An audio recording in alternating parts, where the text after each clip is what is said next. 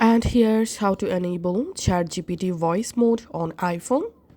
First of all, we have to update ChatGPT app. So go to your App Store and search for ChatGPT. And here, if you see any new update available, then update ChatGPT app. Now go ahead and open it. Here, we can see the voice option. Tap on that.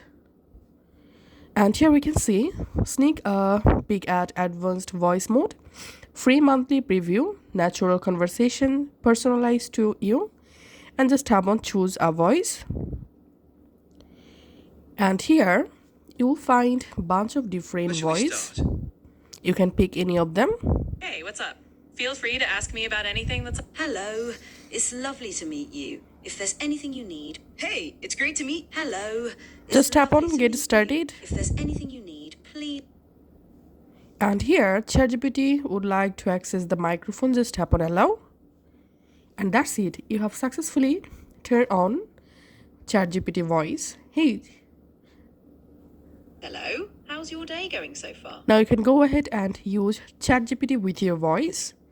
Thanks for watching.